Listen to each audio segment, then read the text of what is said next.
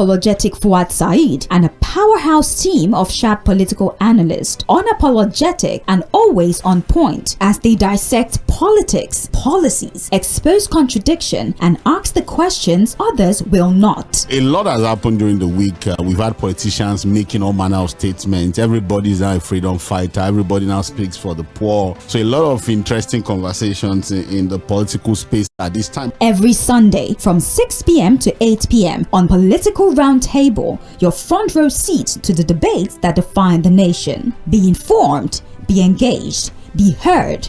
Political Roundtable, where Nigeria comes to talk.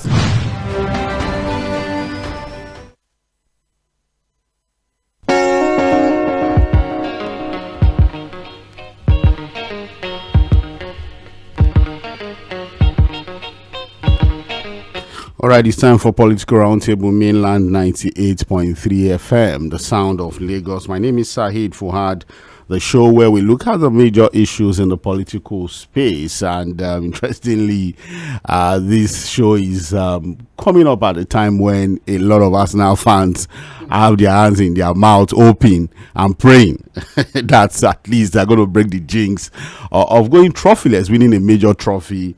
As a football club. Since the period of the invincible, Arsenal has been very invincible. They've been very beatable. And I think for the first time in a long while, we're seeing an Arsenal football team that seems to be strong enough to at least win a double, if not a treble. But some of their fans are saying they want to do a quadruple. They want to take a 4. But we'll see how it goes. But Barrister Curtis Aregbesola is in the studio. Nuruddin and Aregbesola in the studio with me. Together we're going to be having an interesting time discussing politics, nation building, the intrigues, all of the major happenings in the political space. The opposition political parties have a lot to say. We are dealing with a lot of insecurity. President Bola Ahmed Tinubu had gone to the UK after almost 37 years, first state visit in a long while. Well received, beautiful to see. A lot of agreements were signed. Nigerians have been talking about some of these agreements and whether when it comes to the scale of trade of balance, we are actually well positioned to benefit from some of these agreements. So Barrister Curtis Aregbesola, it's my pleasure to welcome you to the show this evening. Thanks for having me. All right, Nuruddin, how are you doing? Good evening, and good evening to all our listeners. And for us now, this particular season is our season. Okay. It's our season. Okay. It's our season. No matter the case may be, we are pushing on, and I think the belief is there. And thank you, Barrister Curtis. He's only Chelsea fan that has been with us, standing with us. I'm praying for you. I'm praying for you and standing by us. Okay. Even when other Chelsea fans, they know that they cannot win anything this season. So, but at least he's standing tall and standing with us. At least we are not Tottenham. that is staring relegation in the face. Yeah, well, I've had to listen to a lot of Chelsea fans, and honestly, this is not the best of time for supporters of that club. No, but we expected it.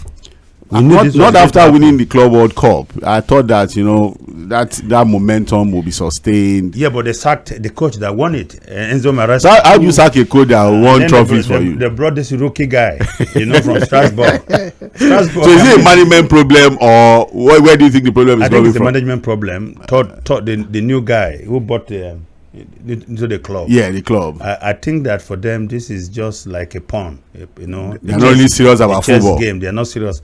Look, when you look at Roman Abramovich, he wasn't only passionate about football. His entire family was passionate about football. It was his life. Okay, so these guys just had money. So these guys are just doing business like the Glazers of Man U. Okay, and all of that. So, okay.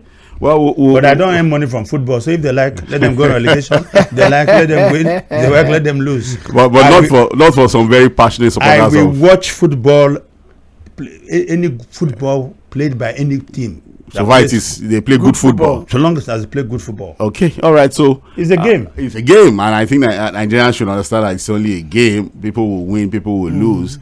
Football will remain football. Yes, season in, season out.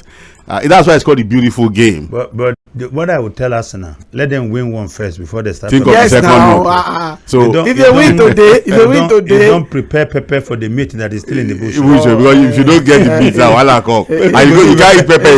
It's true. If you can win today, win the Carabao Cup today, face the English Premiership, the English you will win. So that one, the prophets are praying for us. You know that one. But honestly, I think Arsenal should tone down these expectations so that. Yeah, you know, sometimes if you have, there are two schools of philosophy. There's a school that say be positive about what you want and you will get it. Yes. There's also a school that says, don't blow your trumpet first. Yes. You have achieved it. You achieved it, yes. So don't count your chickens. They decide. It depends on which one you guys want to talk. Okay. Anyways, I'm a Madrid fan, and we are Real not Madrid. Playing, yes, we are. Yes, not, me also. Real Madrid, Spain. So we are not playing the best of football now, but at least we are not as bad. Abeloa is not. They are not as bad as Chelsea. As Chelsea, that I can say. The problem of Madrid is formation. Yeah, it's just every time that Mbappe is not in the team, yes. you see Vinicius and Valverde running around everywhere. It looks like the guys are happier when he's not around. Don't you think it's also a coaching problem? There are coaches who will come in now and say, what? An experienced coach. It's not about experience. It's about your ability to be able to put these stars to work as a team. But he has that was what he did. But the current coach now has even managed biggest players more than all these ones. Team. What I'm saying, Barrister, we've always known to be a team of stars. That's why we're called the Galacticos. So we've never been short of having multiple stars playing at the same time in Madrid. But coaches have always found a way of making them work together. Yeah, but you also have to remember that there was a time you had Claude Makalele. Yes. And after him was the German guy, the midfielder. Cruz. Who? Tony Cruz. Who has taken his place after him and Modric left. So we still have that vacuum. So what you have now is a team that is primed to attack, but very vulnerable when it comes to defending. Defending, and if you are not scoring, because the philosophy of Real Madrid is that you get more goals, they can score you, but it doesn't matter because so you are going to score more goals. But now you have the. You are considering you are not scoring as much goals as you should. Anyways, we'll leave that and discuss. But I'm sure a lot of our listeners are wondering why we've turned ourselves to Kwame Akyonye and Co. Well, we also watch some of these games. It's just that it's not our cup. All right, it's still Political Roundtable Mainland 98.3 FM. We're streaming the show live on Facebook, YouTube. You can also listen to us via the Radio Garden app or go to our website www.mainlandfm.com. Multiple channels for you to listen to this beautiful show, a show that Nigerians are talking about as the best political show on radio at this time. But Mr. Curtis Adigba, we're going to be looking at the issue of insecurity. It will be wrong for us to discuss all of the politics happening at this time without talking about what happened in Maiduguri, Borno State. And the aftermath of that Borno bombing, we've also had the Global Terrorism Index report putting Nigeria in 4th place, just after Pakistan, Burkina Faso, Niger. Then you have Nigeria as one of the countries that's most impacted. We lost the medal again. We almost got the medal.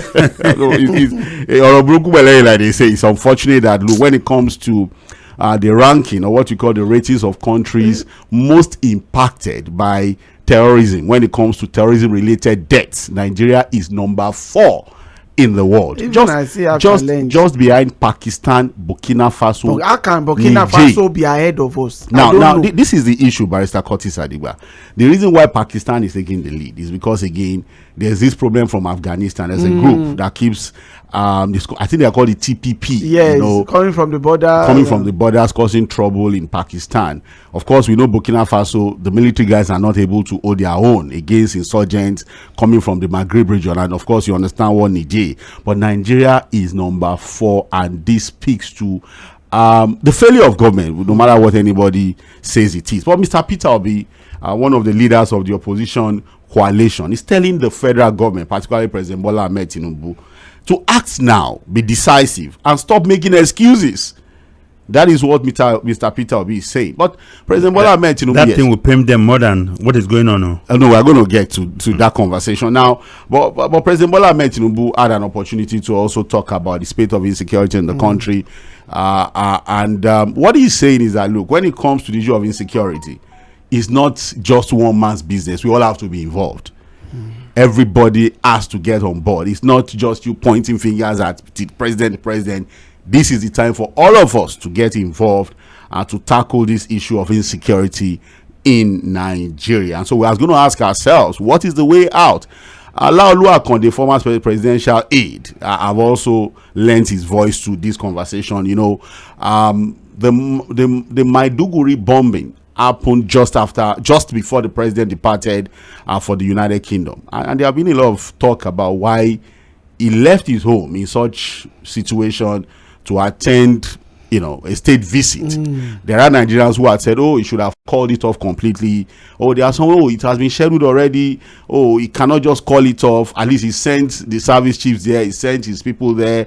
And again, I think after a day or two, the vice president also went there. So what's the big deal? The president cannot be at every place where bombings have happened. It's not possible. There are people who seem to be defending the action of the president. But Mr. Laolu Akonde had a different take, and his own position is, you know what, the president should have had a stopover, at least to show empathy before proceeding to the United Kingdom. So we're going to look at all of these angles on this particular one this evening. And just secondly, the opposition is accusing President Bola Ahmed Tinubu of planning to be the sole presidential candidate in 2027. And that's coming from a lot of the leaders of the ADC coalition.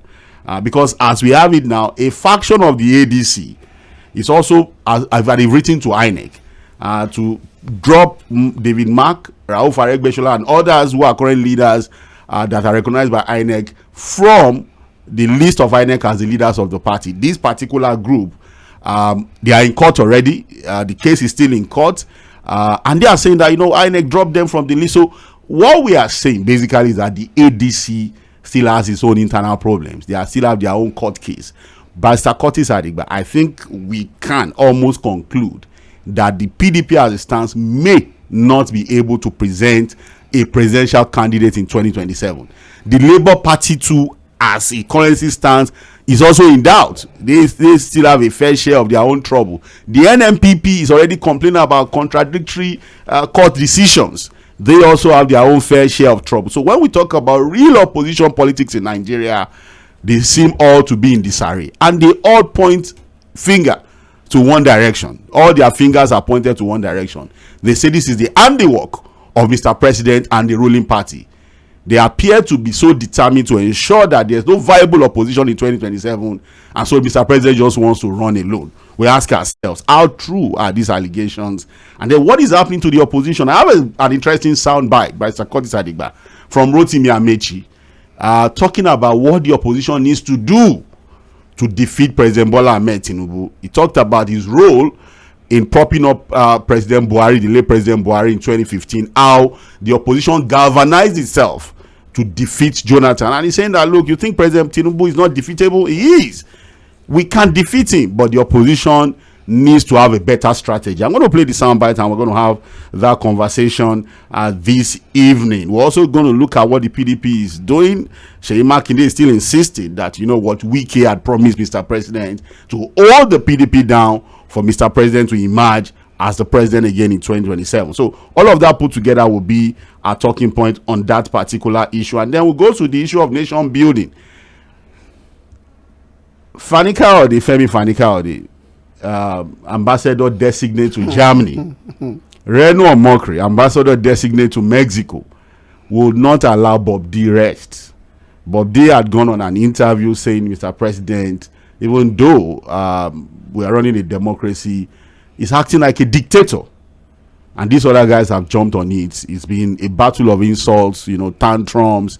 It's gone very, very dirty. We're not going to come up with all of the dirty conversations, but we'll ask ourselves, what are the issues? Why is it that, look, whatever Bob Day has said about the possibility of President Bola Ahmed Tinubu sliding Nigeria into a dictatorship has received so much from FFK and Reno Omokri? And then finally, the Kwankwasiyya Movement as is raising alarm over conflicting court rulings, and they are urging for judicial reform. So we're hoping that we have enough time to discuss that. But let's quickly go to the first issue of the day by Sakoti Sadigba. The former presidential candidate, Peter Obi, has raised alarm over Nigeria's worsening security situation following the latest Global Terrorism Index report, which ranks the country amongst the most terrorized nations globally.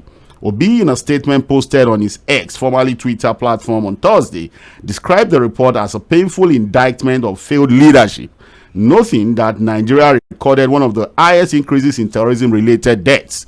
He expressed concerns that while many countries are witnessing a decline in terrorism, Nigeria appears to be moving in the opposite direction, attributing the trend to poor governance and systemic failure. According to Obi, this trend is a direct result of misplaced priorities, weak governance, corruption, lack of rule of law, and the persistent neglect of security, which is the government's most fundamental duty. Now, President Bola Ahmed Tinubu seems to have responded a bit to that, because again, President Bola Tinubu had joined the Sultan of Sokoto, the Christian Association of Nigeria, Catholic bishops of Nigeria, state governors, political leaders, and other eminent Nigerians recently, urging Nigerians to embrace peace and harmonious coexistence as the nation celebrated Eid al-Fitr recently. So President Tinubu in his message basically is saying, you know what, I urge citizens to continue embodying the lessons of patience, tolerance, and neighborliness drawn from the season of Ramadan and Lent as a foundation for nation building. The stability, peace, and security of the nation is not just one man's responsibility. We are all involved. That is the statement, part of the statement coming from Mr. President at this time. But Mr. Curtis, before we take Laolu Akode's take on this matter, that we are number 4 on the Global Terrorism Index ranking. It's not been this bad, you know. The epicenter of terrorism used to be the Middle East. Apart from and of course, what we have is just a war, not really terrorism-related issues as we were. But it appears that West Africa now tops the list, apart from Pakistan, like I said, because of the TPP from Afghanistan, who seem to be doing quite a lot over the last 1 year. But Burkina Faso, Niger, now Nigeria, number 4. The figures are bad. Again, we are talking about terrorism-related deaths. If you look at banditry, kidnapping, widespread insecurity in the country, how do we rate this government? And how do you think the president should respond? Or how do you even rate the response of the president so far to the issue of insecurity in the country? Okay, thank you. First of all, I think we must state clearly that this president did not cause the insecurity that we have in the country. The insecurity started long before he became president. But it was one of the issues this president promised to deal with. And so it will be fair to assess him on the record and on the data. Of course, we now know, both from government statistics and from the data that we have obtained from other sources, that under President Tinubu, compared last year to now, over 26% have died or have been killed by terrorists and different kind of criminals. In fact, now it's common to see videos of people who will be traveling and they are kidnapped, and then you have hooded people behind them, guns drawn, and all that, and you see a grown-up man in his own country begging people to raise money and to save him.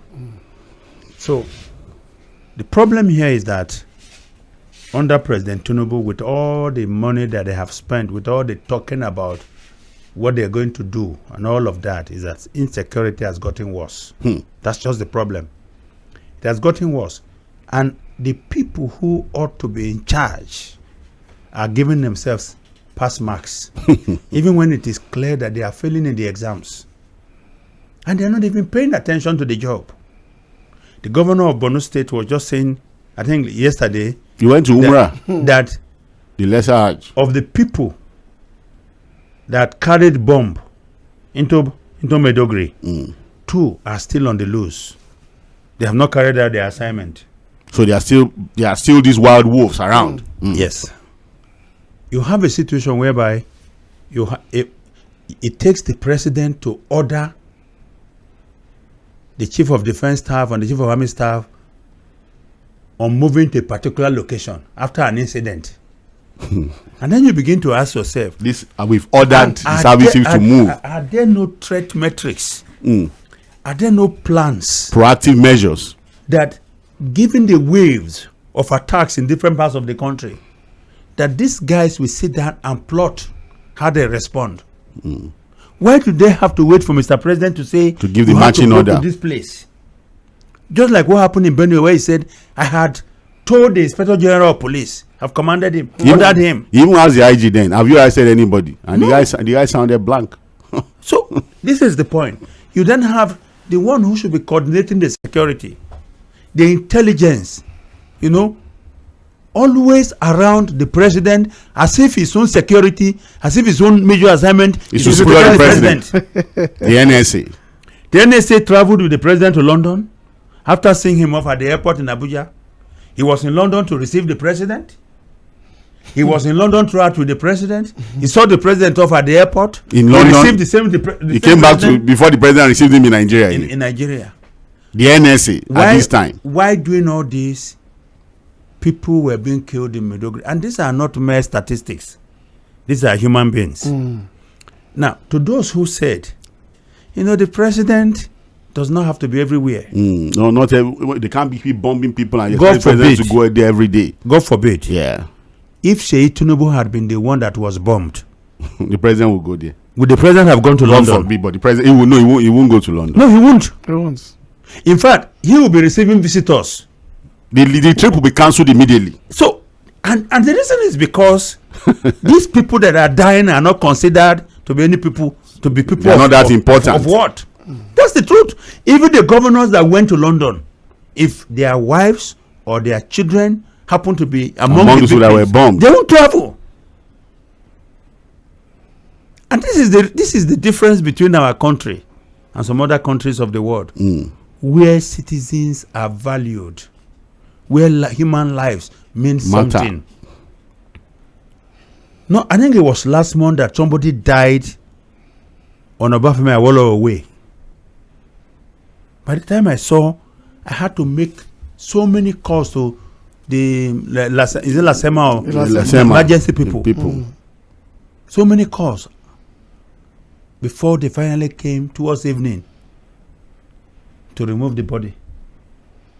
By which time that body has distended, and all of that.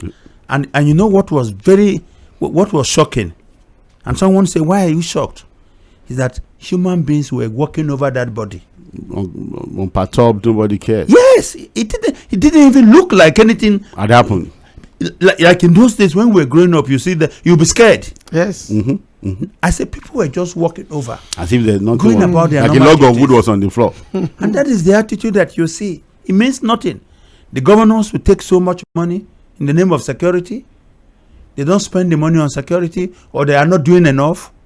But they are quick to go on holidays or go for medical checkup or go and take. In fact, even when they are in the country, why are we even talking about London? How many of them are in their states?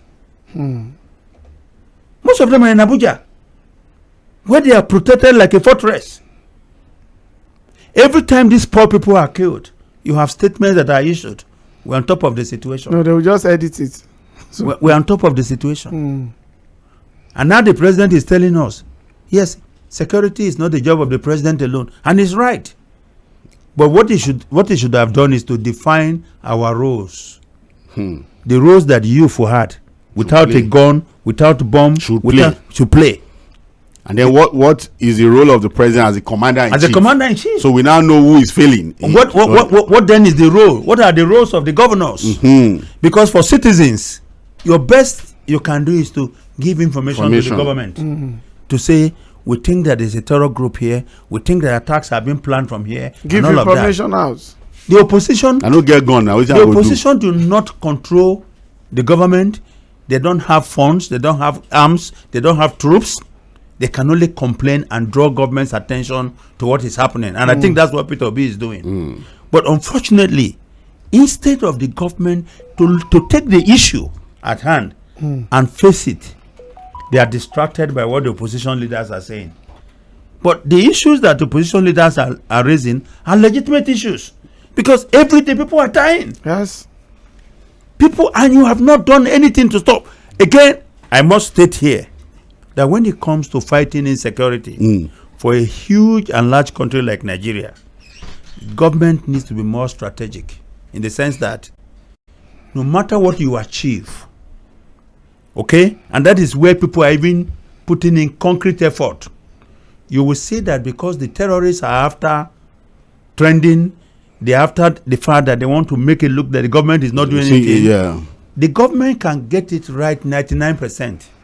But that's 1%. But once they get it right 1%, the terrorists now, it will look like the government has done nothing. Government 99% effort was not even existent. I mean, was not even existing, or that nothing. The government is not doing anything. But we know, and we are not saying the government is not doing anything. They are not doing enough. That's what we are saying. They are not doing enough. There is no focus on security. The results shows right now every focus is on politics of re-election. We are focused on people defecting from one party to the other. We are focusing on people who are fighting for state congresses. How come it's only the poor people that are victims of the insecurity in the country? How many of the governors have been attacked? How many top government functionaries have been attacked? They are well protected by They are protected. Look at the protection. They will not even go to where those people will lead them. This is beyond lack of empathy. I think that insensitivity has been institutionalized. That nobody cares. And the reason why they don't care, there are no consequences for not caring. There are no consequences for failing. There are no consequences for not performing. The consequences should have been at the polls. In a democracy, yes, the people can punish or reward. But what we have is a system that incentivizes failure. The more you fail. In fact, look at the trajectory of our political leadership. Majority of our political leaders, they got rewarded for failing. Okay? So, where is the incentive for anybody to perform? It takes only a man or a woman who says, I fear God and I care about my country. Let me go out there and do something to move Nigeria forward. It's only the condition of their hearts. If not, there is nothing, not from the people. In fact, the lowest people on the economic ladder are the worst, because they are the fiercest supporters of any bad government in the country. Yes. The people who are most impacted. Yes, negatively. And you can understand, because it's a rat race. Rat race for survivor now. You go out there, praise those in government from different groups. Maybe they will look at you and something will happen. And then you can come out of poverty. But you know what? In a rat race, the winner is still a rat. Rats are rats. You're still a rat. No matter what you get. What government should be doing, and we have said it. I don't sit in this studio and say that, government must make all of us rich. The government is supposed to play the role of a rising tide. You know, when you have a river and there's a huge tide, every boat in that water is lifted up by that tide. That's the role of government. What we have is a government, and the previous government, we have governments that chooses winners and losers in the country. You belong, you win. If you don't belong, you are a loser. That's not how to run. If you belong, you are protected. If you don't belong, you are left, you are abandoned. So they think that once their own security is guaranteed, then the nation is safe. And so when they're talking to you, they will say, you know what? You guys are complaining so much. But from what we see, the situation is not as bad as that. We are doing well. Where are you doing well? Is it in Abuja? I like to talk about the National Security Advisor. Before I get to you, Nuruddin. Because again, we keep talking about these things. I'm like, yes, the buck stops at the desk of the president. But what about his appointees, those he has appointed to help him do the job? We have the National Security Advisor, the new Minister of Defense. In fact, the people have been saying, what then is the difference really, other than the fact that maybe the difference is that he wears Hausa cap on safari. That's all. This is the new mode of dress. And the pay is different. Because what he does that is to just put up the Hausa cap of a minister. and the French safari, and he just goes around. You know, it's also because the trip, this UK trip, there have been a lot of analysis of the pros and cons, the benefits. We signed quite a number of agreements, and one of the biggest agreements we signed is the development of the Apapa port. And in a proper analysis of that, we've seen that, look, it's just as if we are borrowing monies. A bank in the UK is going to be in charge of that. The monies are quite astounding. In fact, UK steel are going to be used majorly because, again, we don't even have any steel to the Ajakuta steel complex is not available. So we must say that, well, we have to continue to put Nigeria on the map, global map. But Fuad, yes, Nigeria needed that trip. Okay.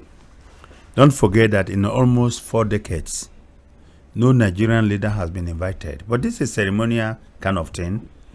No Nigerian leader has been invited. Yes. Invited by the British monarchy for a state visit. So I think that Nigeria deserved it, Nigeria needed it, and we got it. What about the timing? However, it was not meant to be the funfair that we saw. Funfair that it became. We're all kind of Nigerian public officials. Because even if it was as if the government emptied out to the UK. Even if it was a trip that had multilateral or bilateral advantages, agenda, whereby certain ministers of the government have to talk to different we have to talk to their counterparts there and sign agreements like Olubunmi Ojo and the Minister of Finance, Olubunmi Ojo, and then the Interior Secretary or whatever it is in the United Kingdom, the agreement that they signed on immigration and all of that. You can understand why did we empty the country, leaving the vice president and maybe Wike behind alone. Every other person, not just that they went, they turned it like a photo op. It was special advisor, special assistant. It was just like a photo op. Governors, some of them were even senators, and then even some non-state actors, hangers on, were also there. And so the jamboree. For those ones, I don't even bother. Maybe their friends in government paid for them, or they paid for themselves. But the ministers who were not even needed in the place, governors who went to London said they at the expense of taxpayers, or oil money. This is the president and his wife were invited, and they deserve to be there. Okay, they carried the flag of Nigeria. Forget about the fact that yes, the president could have done better at home. Even if he wasn't going to go to Medogri, empathy, but Barrister, would have been wrong for him to have his backroom staff. There may be 2, 3, 4 ministers who were strategic to that. Of course, no, not wrong. But that's why I say that if there were multilateral and bilateral ministers, those ministers will be required to be there. But this was a jamboree. Everybody just wanted to be there. Look, and to the point that Laolu made. Yeah, Laolu Akondi, yeah. We're in this country. You remember that former President Jonathan was on his way to London. Then the news broke about the Port State of Police College in Ikeja. Yes. Now, Jonathan had to do a detour. Instead of going straight unannounced to come to Lagos to see that school before he now went to the United Kingdom where he was going.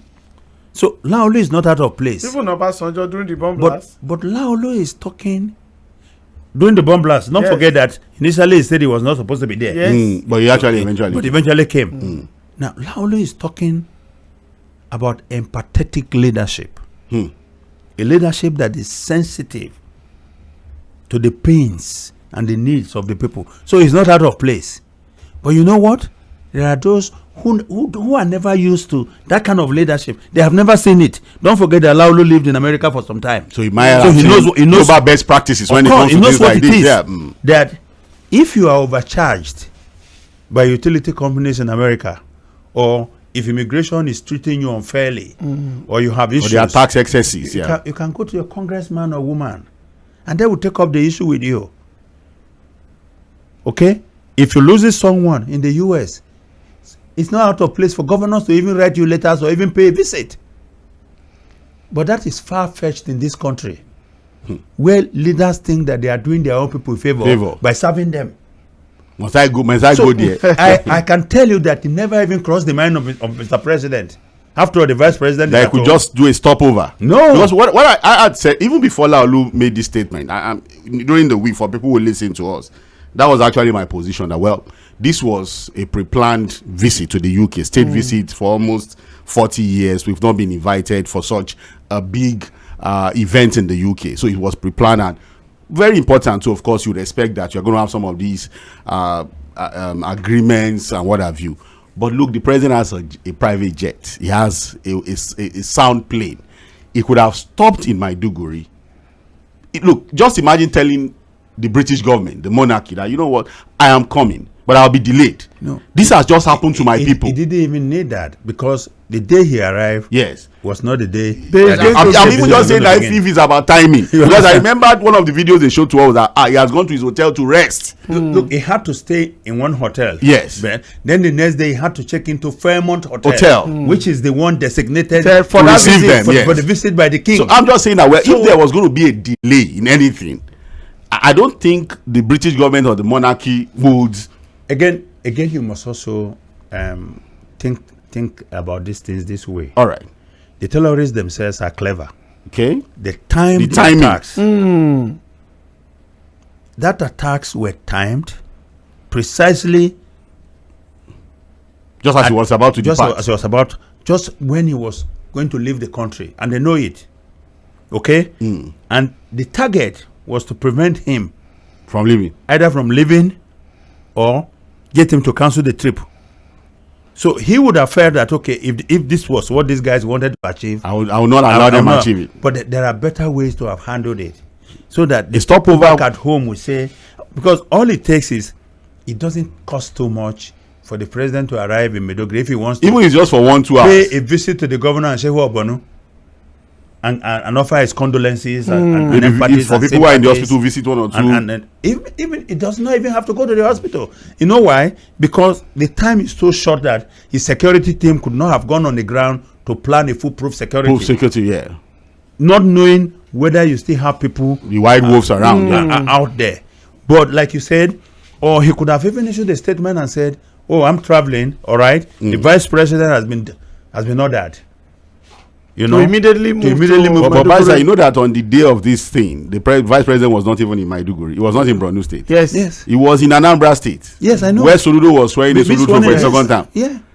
He was not. I think it was until the second day before he got to Maiduguri. Yes. The governor too at that time, I think, was in the on lesser Hajj. Yes. I don't know whether he has returned. Yeah, he was on he's back. He's back. So again, I don't know whether we are demanding too much. Is it that we are just being unnecessarily critical? These people have their priorities. And on top of their priority list is not the people. Okay? The vice president could have also not showed up. And they will say it doesn't matter. During the swearing ceremony of... no, look, Barrister. Former President Obasanjo was there. Jonathan was also there. And so many other... on that Anambra thing, Barrister, this was a sitting governor getting a second swearing in. Yeah. Did you see how elaborate the thing was? Was that necessary, really? Soludo swearing in Soludo for second time? Soludo is a contradiction. Well, and I say so because this was same Soludo who was very critical in the past of how government, as a technocrat, as somebody from the banking sector, about people who were sworn in as governors and how much money they were wasting on frivolities, But in his first term, look at the large group he set up to form the policy bedrock of his administration, and look at his performance too. In Anambra, has been underwhelming. So I mean, and then you're going to have it. I said, look, would it have been wrong? I'm coming to you now. Would it have been wrong to say, look, you know what? Just at the government house, a few people just take the oaths. It's nothing big. It's a second term. Everybody. Now, apart from those that went, the thing was that if you are not with the president in UK, the celebration is still going on. No? It's still going on because T.Y. Danjuma and who visited the state again, they are still celebrating just to congratulate him. So he's still receiving visitors. We have said that our politics and our governance are too celebratory in nature. Too much fanfare. It looks like the cross of the matter. That the policy direction of governance in Nigeria is about celebration.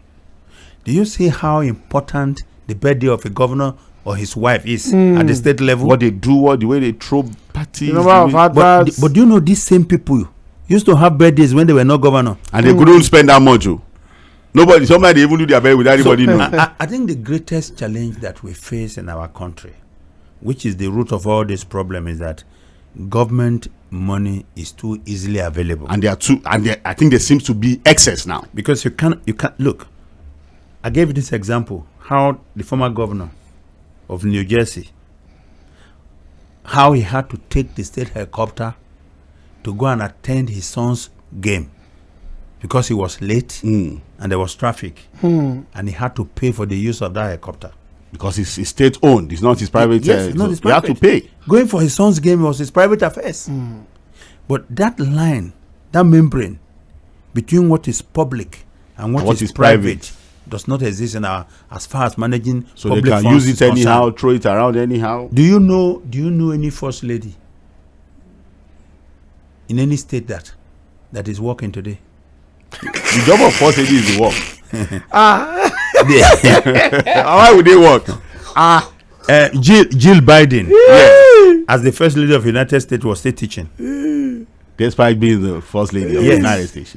Any income. The wife of the local government chairman is not working. The wife of the local government chairman is not working. Why would she work? Why is she work? They also have budget for their dresses, for everything that they have association, they have all manner of things. They are doing empowerments. They are even but you know, again, on the issue of insecurity, before I move to the second issue, Nuruddin, should the president look at the security team again? We've had a little bit of tinkering. We have a new IG. Christopher Musa was brought in from the military into proper ministerial position, changing the little bit of service chiefs. Is it time for the president to fire Nuhu Ribadu? Is this the right time for the president to fire him? Well, because again, this is the national security advisor. There is no time that when we say fire, I understand. He can still keep him in his cabinet. No, there is but no as time. NSA, no, there is no time. Is this the right time to fire? No, there is no time. That is not even the right time on Nuhu Ribadu. And the president knows that he's not capable. He knows. Are you sure the president knows? He knows he's not capable. For every time, look. If you look at the UK trip of the president, Nuhu Ribadu was a prominent figure. I don't think there was any part of that visit that Nuhu Ribadu was not prominent. I can tell you that. And he appears to be a man the president is happy with. As the NSA, he will have performed better than Nuhu Ribadu. Yes, on wiki. Nuhu Ribadu had because if you look at the way the election of Yeson Wike as a governor, both the first tenure and second tenure, irrespective of what has happened, the way he manages it, is still better than Nuhu Ribadu. Nuhu Ribadu, the president appointed him based on political reasons, and that is the reason why he's doing the political work, not the security work. It's very, very simple. If he's doing national work, national security advisor, you would think our NSA will follow the president to go and do what when the personal orderly of the president is with him? To go and do what? I think they said they were also going to be security agreements. We know in UK, the king, the monarch has nothing to do with security. Well, at some point, he met with Kestama, the inner cabinet. Those ones are just, he is a visitor to the king, not to the prime minister. But he met with the prime minister and some prime minister will come now, but not in his office, in his king palace. So what it means that he is the visitor of the monarch, not of the prime minister. NSA, one thing about the NSA is this. That's Nuhu Ribadu particularly. Nuhu Ribadu, the president appointed him on for political reasons, and because of that political reasons, automatically he's playing the political. Another thing again is that he just wants him to be around. At least you have to give him something. That's why I said from the initially, the president knows that he's not even capable. Now, how will the president know he's not capable and still give him the job? Come. And look we know the number of NSS. No, I don't think so. No, we know the number. The president will know he's not capable. I say he's not capable, and I will tell you the reason. Maybe the president we know the number. We know the list of those that have been our NSA in the past. We know the antecedent. What is the antecedent of Nuhu Ribadu? The former police officer worked with the EFCC. Yeah. The police officer, we need to define it. There are some certain police officers that are in charge of operation. Some are in the admin. Some have never been. It's just like the former IG Aregbesola. He has never been in operation now. Apart from little whatever. That's why he did not even know much, according to people, that he doesn't know much about the operation of the police. You can't compare with Disu. Disu is always operational. Like a field man. Apart from he become personal staff officers to Aregbesola when he becomes the IG. That is the only time he was staying in the office. The other time is in operation. The same way with Nuhu Ribadu. Apart from being in the EFCC, which he did a good job, nobody can deny that. Can you compare the activities of somebody heading EFCC to National Security Advisor? National Security Advisor is somebody that has seen it all in security. Is somebody that knows the operation not only of the police but the one of DSS and all other security architecture, and be able to advise the president on how to tackle it. Now we have insecurity in Nigeria. What the president needs to do is very, very simple. The first thing there is this: if he's going to achieve much, he needs to change the NSA. That one is the first one. Then the second one is this: the money that his administration has spent on security, he needs to probe it. Why is not reflecting in the number of equipment we have? Why is not reflecting in the area of the way the marshal of our officers, what they've done, what have they not done? Did they have enough security? What of their welfare package? Another thing again, which I time 3M. If we really want to do something, if you really want to do something in the area of security, then automatically the 3 M's is very, very important. The first one is the men. Are we having enough men? The second one is the material. All the equipment needed, do we really have it? If we have it, what do we have? The money released for it, are they well utilized? Who is taking it away? What do we have? Why are we not conquering it? Then the last one is the issue of the money. We need to look at the money. Is it valuable? Is the money being used? Are we getting? Can we get what we're supposed to get from what we are putting? From what we are putting, and don't let us deceive ourselves. Our soldiers are overstretched. They are overstretched. We need more hands. We need more equipment. Then another thing again is that we need to change the heads in all of the theater of wars that we have in this country, because the dynamics have changed. We now have ISWAP, we have Lokalawa. In fact, every geopolitical zone has its own security problem. And that is the area that the president needs to really focus on if you really want to move forward in the area of security. But Sarkozy, finally, I don't know, because again, you can only solve a problem if you accept that there's a problem. I don't think the body language of the Mr. President, even the outlook of Nuhu Ribadu, you know, the way he carries himself. Remember the Tinubu gains statement. It can't just leave my brain when he was saying Tinubu gains. People can now move around. People are now safer than before. Only for us to have a global terrorism index now that puts Nigeria as number 4 all over the world. And I'm sure, I don't know whether they understand that, look, no matter what they do to say they want to bring in foreign direct investment, how do you get foreign direct investment when you are ranked number 4? You get rogue investors. The only people that will come are rogue investors. You get rogue investors. So I don't know, are we saying they don't understand that, look, some of these ratings have a way of, you know, making a complete mess of whatever effort they are making to bring in foreign direct investment, unless they are expecting rogue investors to come here. In fact, they will tell you soon that opposition figures are responsible for this. For the global, when the transparency rating came out too, they said, you know, it depends on. It's because opposition figures are saying bad things about it. That's why these people think. Oh, you have to say. But the global terrorism index have worked with data. They are working with figures. And the data is clear. Nigeria is in a bad place. It doesn't matter as far as they are concerned. In fact, remember the president when he went to Adamawa, when he called. I remember when he called Nuruddin. Yes. Said you are doing a great job. Because the president keeps telling Nuhu Ribadu that he's doing a great job. That's what I'm saying. And that speaks to two things. One, it depends on what they are presenting before the president. And if the president is hermetically sealed from reality, then he's got to believe what his national security advisor. Are we saying what they are presenting to the president is bigger than what the reality is? No. Are they sealing the president from reality? No, is that possible? They're giving the president a much better situation report than. And so the president does not have a way to fact check these things. If you have a president who is hermetically sealed from the public, who listens to only his advisors, you know, who looks at the situation report. Who even thinks, the report of insecurity is because of opposition? Yes, and who believes that it's done enough, the governors are not the one pulling enough weight. And that's what the statement that says, I'm not the one to be blamed alone. We've given the governors a lot of money, they should also be lifting their own weight and to some extent, that's correct. But the truth of it is that there's a structural problem. These governors, as we know, are just chief security officers in name.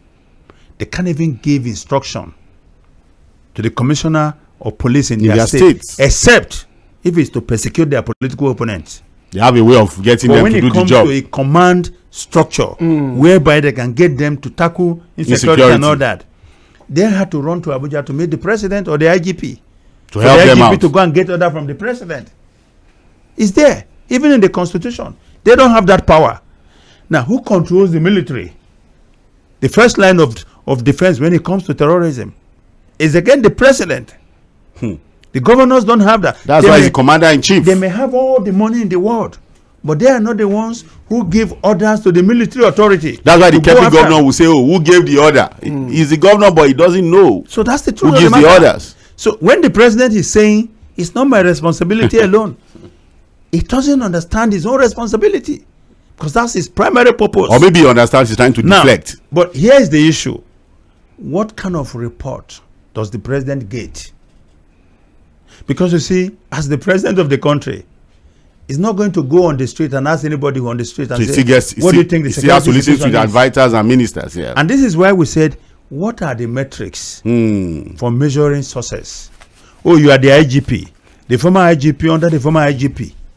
We used to have 10 kidnappings, or we used to have terrorist attack. 5. We want you to bring it to 2. Do you understand? Now, if it does that, then you know something is happening. Improvement, yeah. But if under the same man you now have 15 attacks, more attacks, and then you are still praising him, then something is wrong somewhere. Something is wrong. It's either that you are lying to yourself in order to look good before your people, or that you just don't give a damn. And both of them will reflect very poorly on you. Okay, both of them will reflect very poorly on you. Again, the figures are looking very, very bad. The reality is what it is. We can argue about every other thing, but when it comes to insecurity in Nigeria, we are in a very terrible situation. It's just what it is, really. And tokon lumo, like they say in Yoruba language. It's as we speak, if you are not affected, even the Gomina part of Kwara, they are still facing pocket of kidnapping as we for speak. People there's no part of the country that people are not facing that. Except for recently, I think some people were kidnapped somewhere in Oyo State. I think they've been released. Maybe in at the agri research something. In fact, those ones they are farmers that come for a research something, and they took them.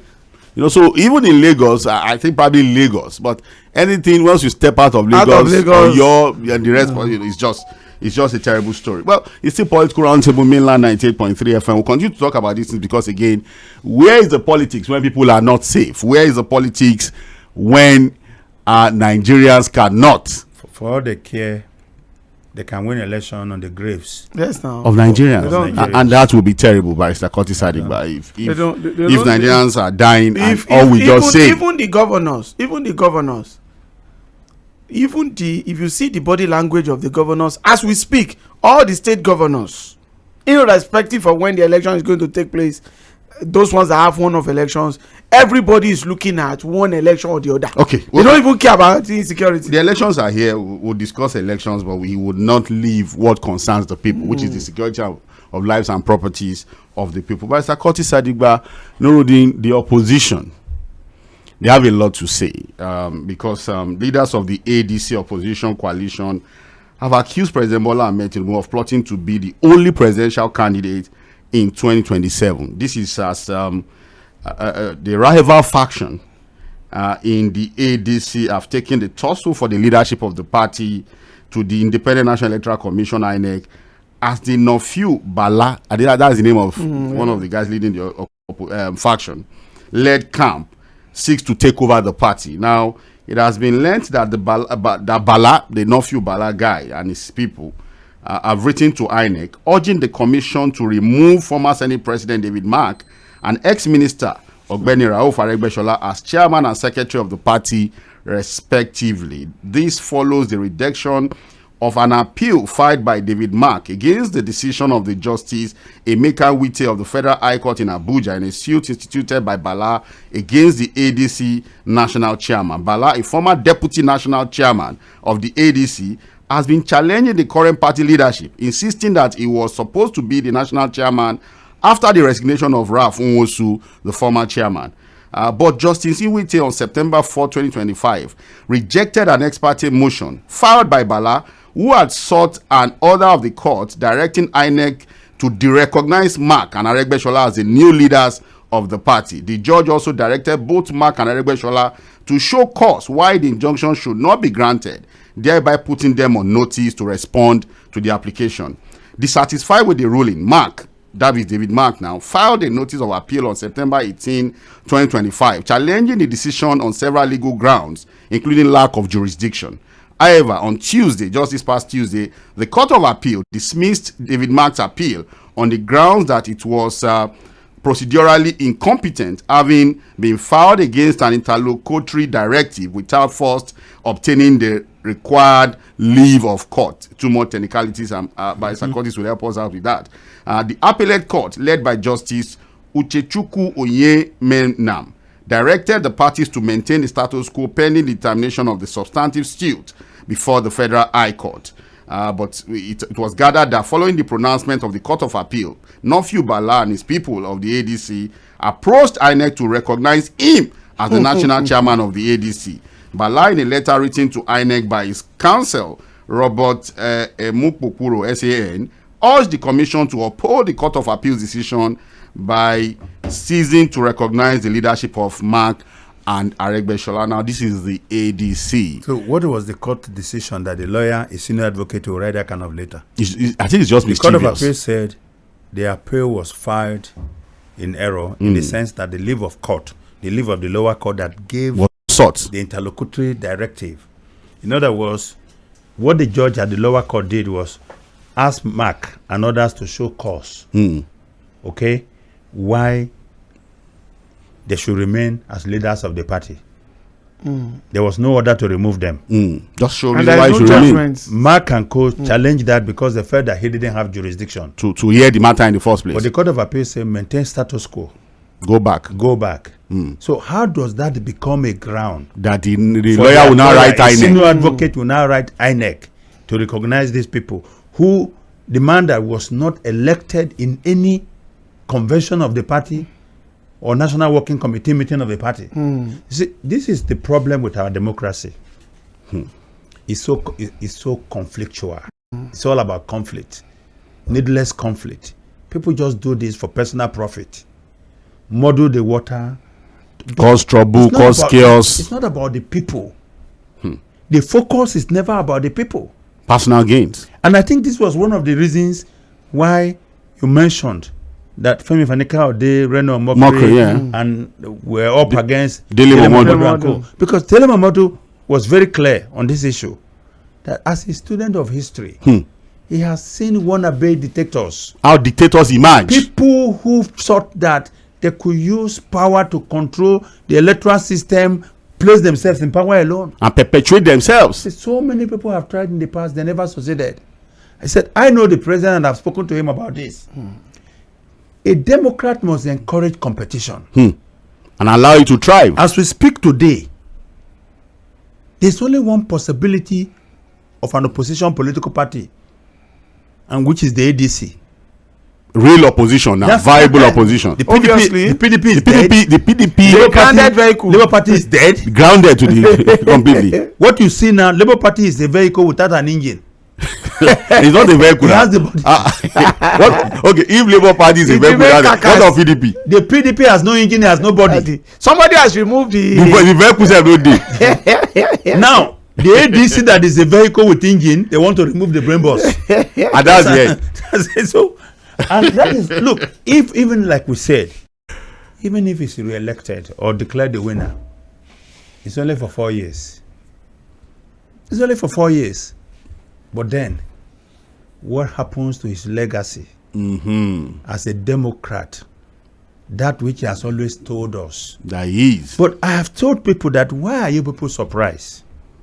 This president, as the leader in Lagos State, did under him and after him, did Lagos ever get a viable opposition?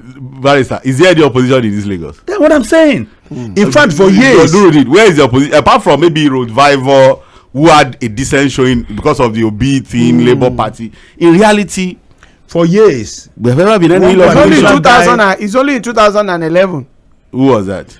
You remember when the House of Reps in around I thought it was 2007. So when Obanikoro that time was prepared by Obasanjo, yes. And thereafter, ever since we've had one candidate. What's his name, Zef? The man that keeps coming. That's the where is Jim Agbaje again now? He's in Lagos, bro. So we don't know the party. Because there's really not been any opposition. This is the same pattern that we are witnessing at the federal level now.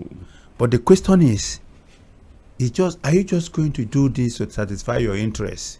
You become president after becoming president. You're already president. Second term. The worst that will happen is you are repeating. That's all.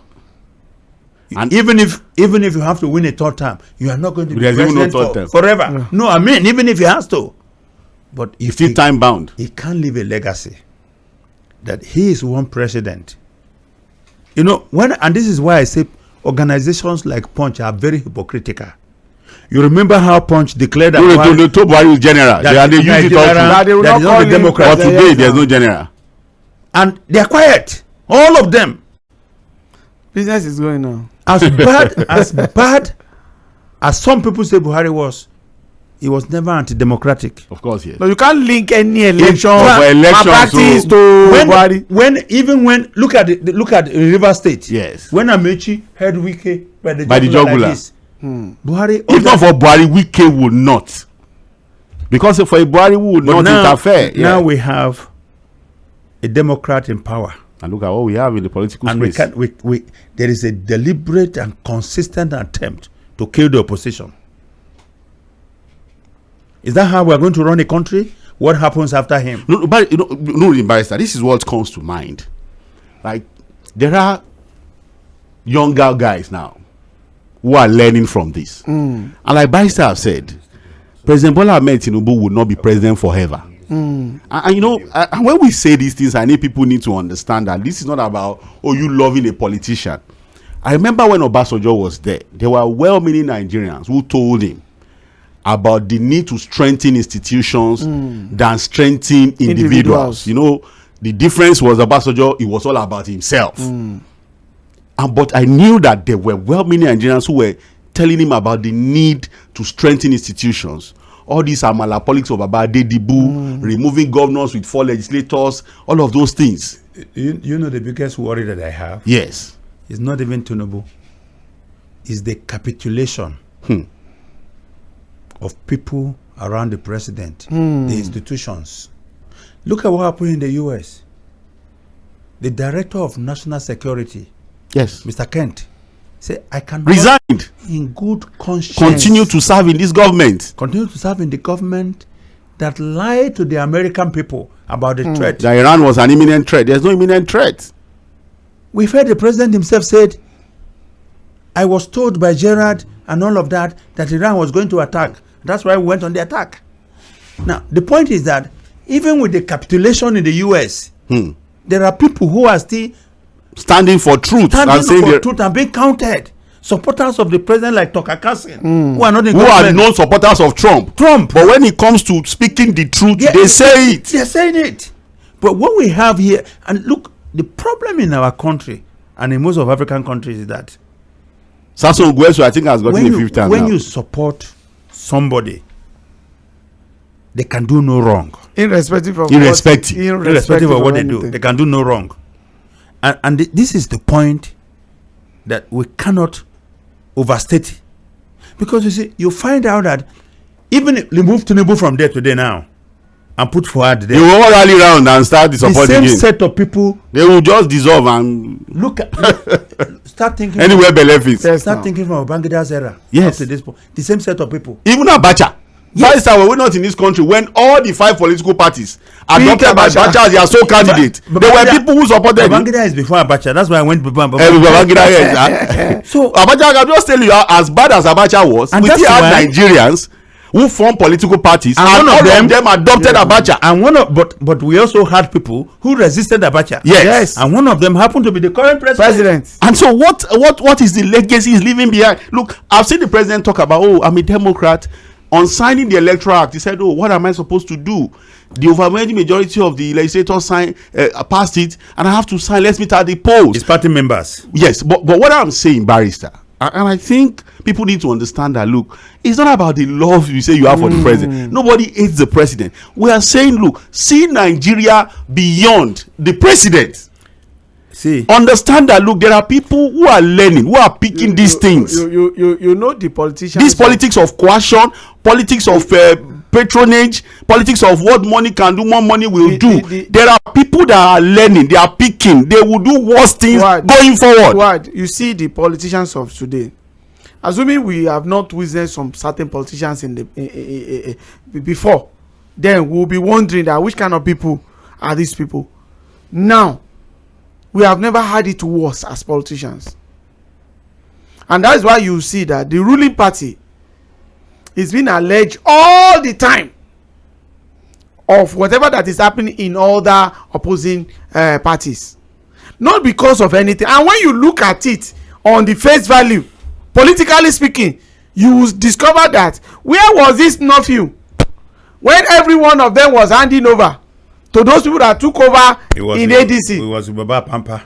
Then another thing again is that you now be wondering, how come now that there is a judgment in Labour Party, how come is Apampa not at the forehead as we speak? Okay, let's look at this. It's a bit long, and I think it's going to help us, because there are people that will say, we keep blaming the ruling party.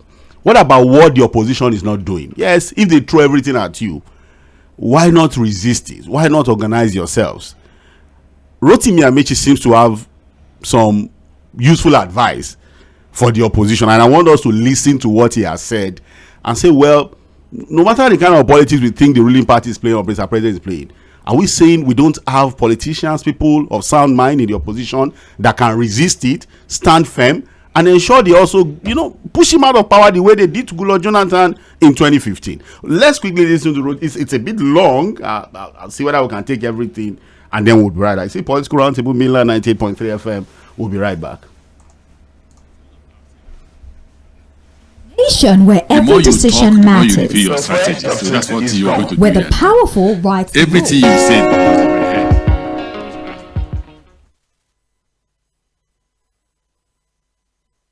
So a lot of people have said that I'm no longer talking. The more you talk, the more you review your strategy. So that's what you're going to do here now. Everything you said was in my head. If you ask those who meet with me, they will tell you that I have been having meetings and talking with them about the possibility of winning the 2027 election. The problem with election in Nigeria is that there is no incumbent government that can achieve electoral reform. None. Buhari tried it and failed. In fact, National Assembly passed the law and dropped on his table. And the man held his pen to sign. I know those who came to him and said, oh, no, don't try this. Russia will rig the election. They will hack the election. And I wish I were there. I would have told him that everything has an antidote. So if there's a Russia, there's an America. But once they told him that, and that was 2020, it first started from 2019, they convinced him not to. So he did not. By 2023, he was determined, very determined. He said that is the only legacy he wants to leave for Nigeria. So when they brought it, that's why you can see that the National Assembly members, past and present, were not automatic delegates. Because he reached an agreement with them to go and make amendments and bring back. They said no, that he should sign first. That once he signs, they will go and make the amendment and come back. So he signed. When they got to the National Assembly, they did not come back.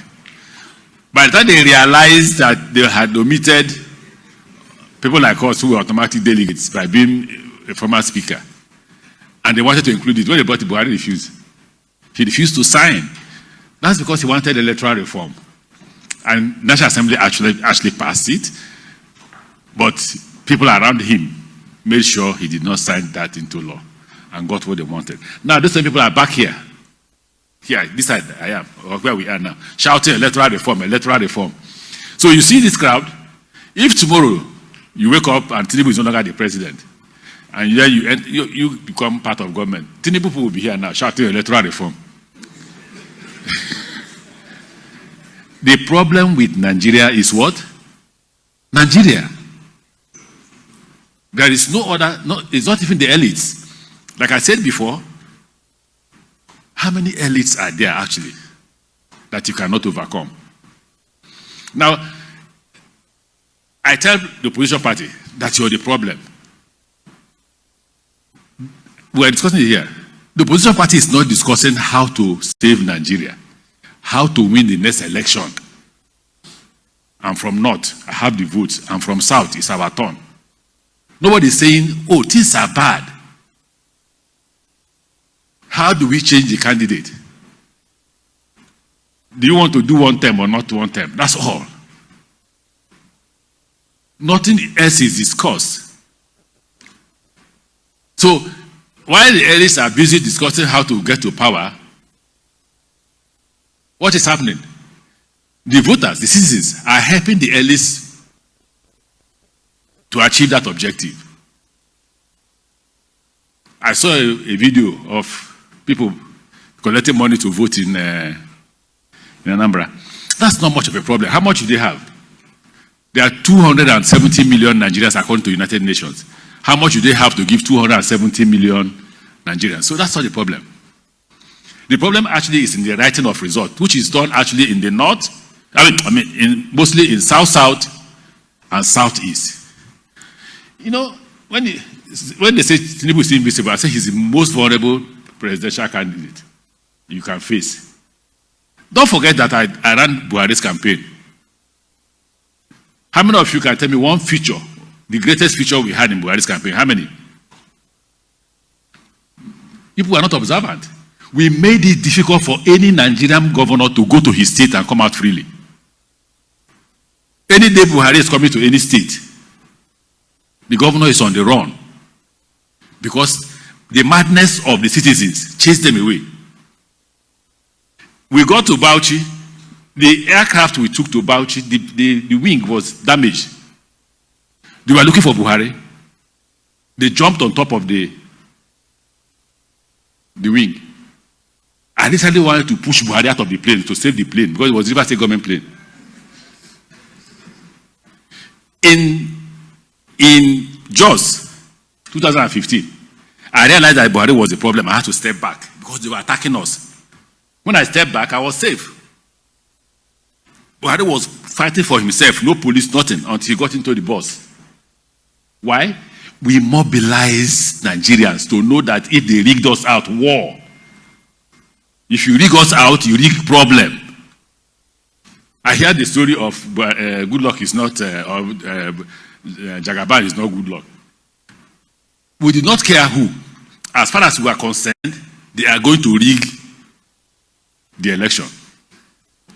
So show them that they will.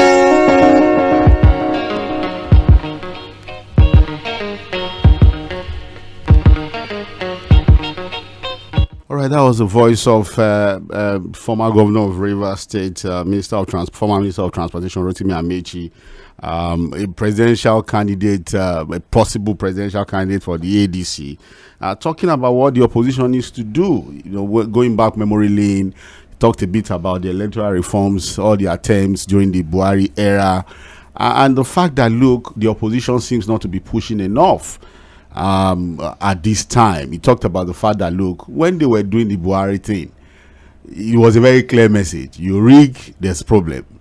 Buhari was a man that, look, whenever he was going into even an opposition state at that time, the governor could not leave the state. It was completely shut down. So, Barrister, what is different now with this opposition as compared to the opposition that brought in Buhari? I think Amechi said all the right things, but it's a critical factor that is missing. Who is the Buhari of ADC?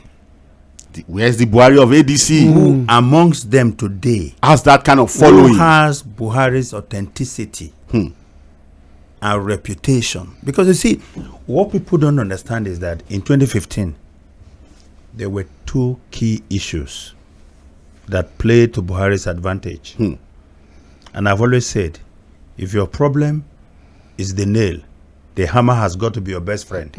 That's what you used to. In 2015, one of the major issues that we had was corruption. And when you look at the field of candidates, who was best there was one man that could present himself as incorruptible, given his reputation and record too.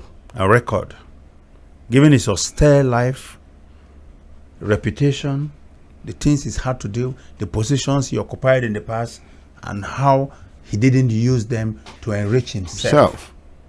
And for people, maybe you tell them some of the positions he has held in the past. Yes, he was. I mean, to start from very low position, he was brigade commander. Yes, this guy was governor of 6 states 6 now. States, the Northeast. Then he was governor of Northeast.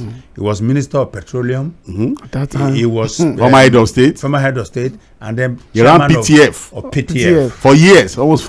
Yes. That people should know that under PTF, a very corrupt Abacha. but people should know that PTF, they derive their money direct from the head of state.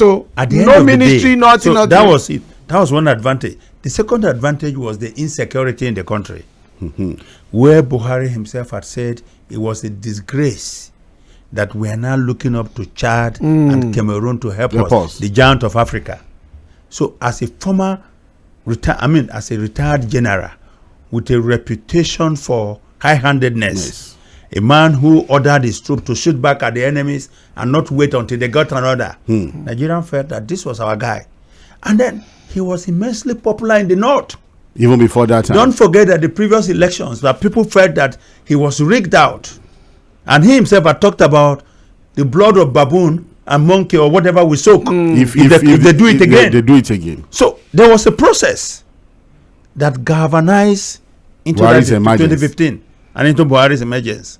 The question that Amechi did not address. Today's opposition. Who is that central figure that can bring half of Buhari's street credibility to the ADC? Don't forget that even President Tinubu had to go for Buhari. Because he was the only sellable material at that time. Exactly. Yes. Without Buhari, they could not have won. Actually, they've presented people before. So that's a key point. Now, that is not to underestimate the fact that, like you said, this government is vulnerable. But we have always said, the fact that the current government or the incumbent government has performed woefully does not mean automatically they will be defeated by the opposition. The opposition has to grind the victory out. And in doing so, they have to present a viable alternative. They have to tell the people that, look, things will continue to be worse for you, to be terrible for you. If you don't look at this other option we are presenting to you. Here we are. We are offering you something that is better. Look at us. This is what we have done in the past, okay? And this is what we are promising you. Compared to what they are offering you now. That has to be the message. And Barrister, now because this is a part of the message to the opposition. Rotimi Amechi is talking about the central figure Buhari, because all of the Arab said it too. Everything that happened before 2015, the central figure was Buhari. Yes, that is where everybody is focal point. From 2007. Yes, there have been that. Don't forget that he ran against Obasanjo. Yes. In 2007. Yes. No, in 2003. Yeah. He ran against Obasanjo. He ran against Yaradua. Yeah. And then he ran against Jonathan in 2011. So there's been that process. So it was the fourth attempt in 2015. And even in 2015, he had already left politics. He has retired after the 2011 defeat. But the followership was still very solid. And I told a personal story. How I ran into him during Femi Adesina's mother's commendation service. He was seated with David West. And I went to him and I said, sir, I know you said you have retired. Can you give it one more attempt? And he started laughing and told them, look at what this young man is saying. You understand what I'm saying? In the same way, Tinubu and Co. sent a message to him in Kaduna. You can't retire now. You can't retire now. There's an emergency. We need you. But there must have been something they saw about him. I know he's carrying millions of votes already. Now, this is what people are saying, and I think that is what Rotimi Amechi and the leaders of the opposition should also speak to. I know. Apart from who is that? Look, people are saying that if by now Nigerians are not sure of who is going to be the central figure for the ADC. Because I remember that at that time for the APC, when they were coming up, everybody knew it was a Buhari project. It was so clear from ab initio. We all knew that, look, the APC that was coming up at that time was going to be a Buhari project. Who is the Buhari in the ADC? Don't you think that by now they should be rallying behind somebody who can begin to push the message of the opposition? Because as it stands, there really no message from the opposition. We can't have somebody like Buhari because we never had. Are you saying they don't have somebody like Buhari? We don't even have in the whole of the political party. So what then can the opposition do? That is why I said that every session in politics is different. The time of 2015 is totally different from this one. And the problem facing the country at that time with this time could be almost the same thing, but they are two different things.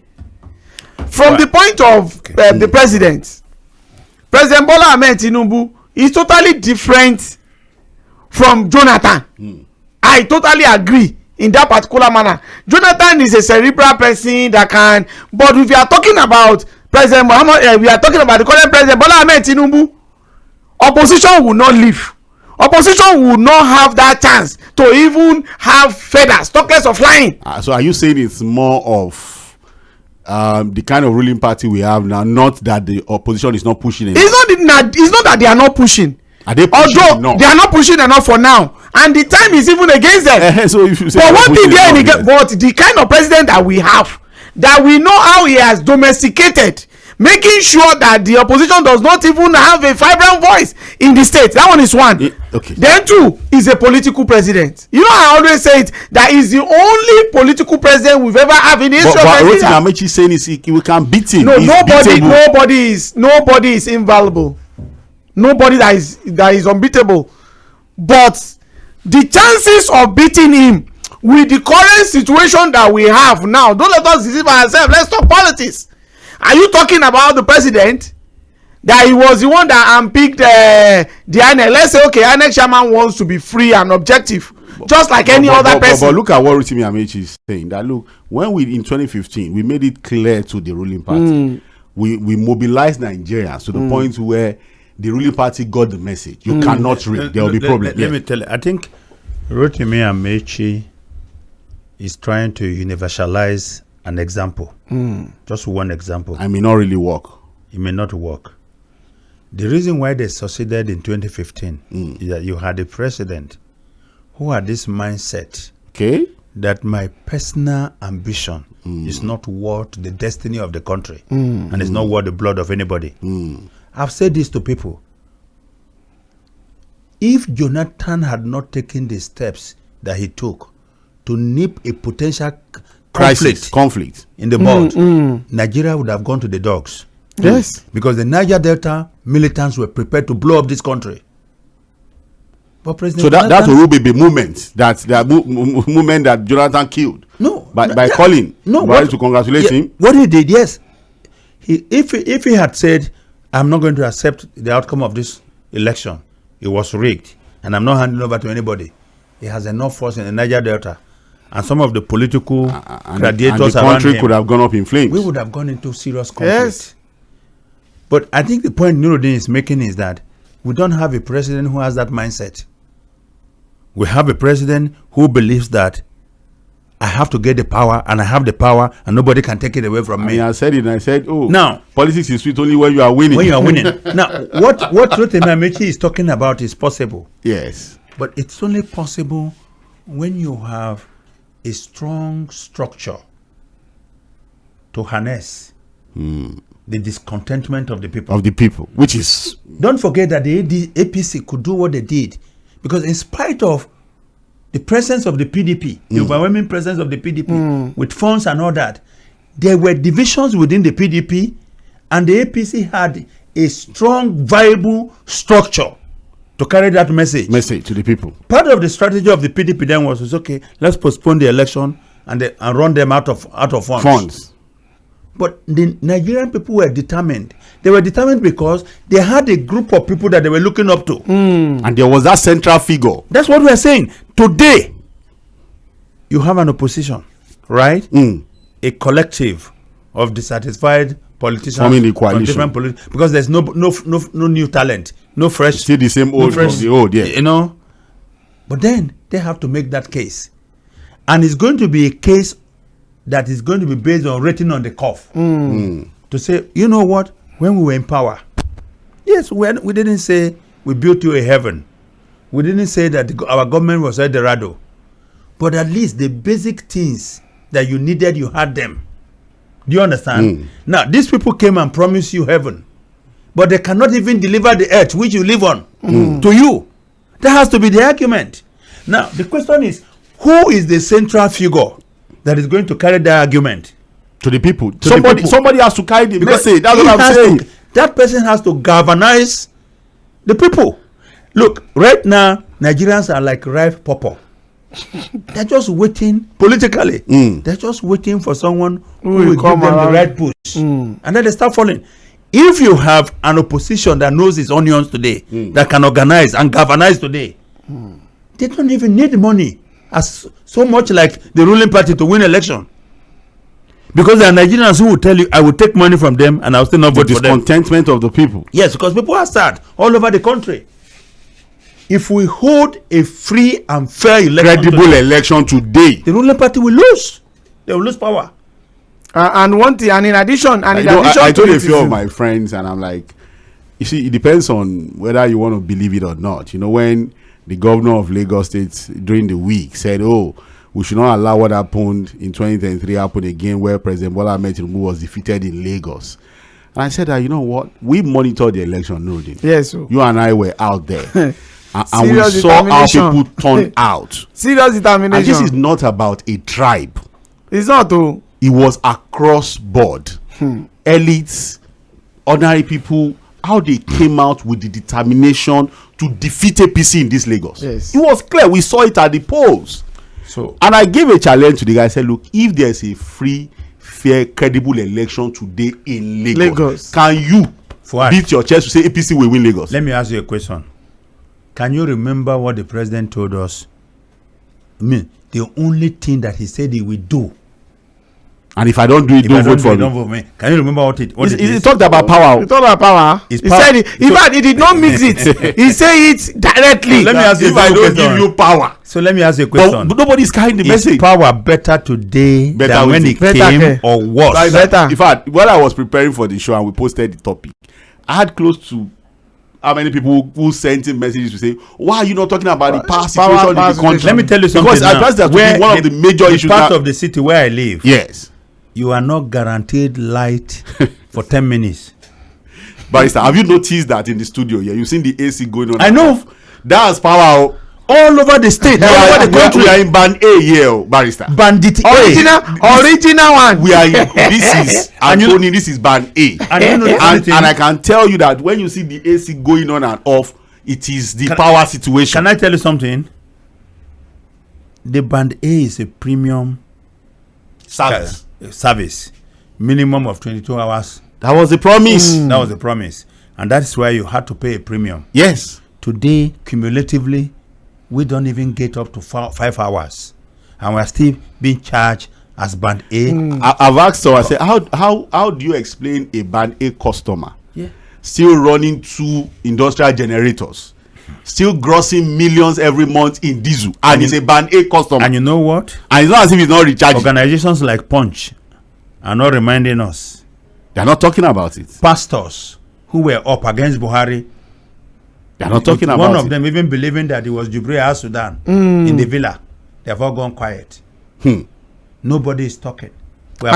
People are folded. And there is one pastor that always calls every Sunday like this. For those of us who always come here, those of us who are not busy, who don't have anything to do with our time, we come here every Sunday. After here, people send messages to abuse us. And insult us, I even threaten. And say we just hate the president. And I'm like, okay, let us even assume that we hate the president.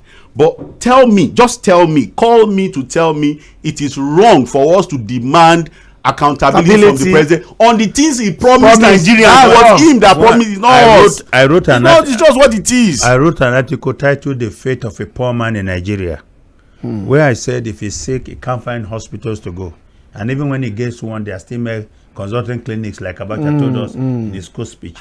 I said, look, he has no security, And one very ignorant guy came and say, you are pretending as if you don't know what is going in Lagos. What is going? He said the health sector in Lagos is so beautiful. I said, go to hospitals in Lagos whether you can find a bed space.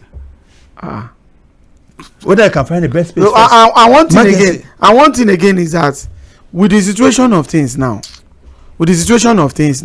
a lot of Nigerians are looking up that, okay, this coming election, if what we are facing is what we are facing, where is the alternative? And that is why the opposition, if they really want to get a chance to compete, not the chance to win, a chance to compete, they must put on their thinking cap. They must put on, because there are some certain things that. Let me ask you a question. We don't. You can't have two people at the same time. So it means that we can't have two Buhari. No, we can't. But who is the person in the ADC today? Now that Rotimi Amechi is talking about taking the message out, like Barrister Court is also saying, the way Buhari was used to take the message out in 2015. Who is that person that is close to Buhari in the ADC today that the opposition coalition should have used to also take the message out? Well, I think we can't have one person, we can have two. It's one now. We can have two. The reason why we can have two is that APC and that don't have two. No, the reason because what we are saying, because we have quality. No, we have quality of persons of character in Nigerian politics today. Do you agree with me that one of the confusion of the opposition today is that, look, nobody's even sure where they are going? No, I think they want to go to the villa. They want to go to the villa, and they needed to pass through certain states, but there are roadblocks. And those roadblocks were mounted. So, okay. By the ruling so they are still trying to avoid the roadblocks. Because Obi will have been a very good choice for them. If you want to go, just go with Obi. No, I'm coming. The reason why I'm saying this is this. In even, let's put APC, ADC, everybody together. Where is that credible that people can follow? We don't have. Okay, so are you saying we don't have? Okay. No Buhari. But we don't have Buhari. Nobody close to Buhari. We can match two person.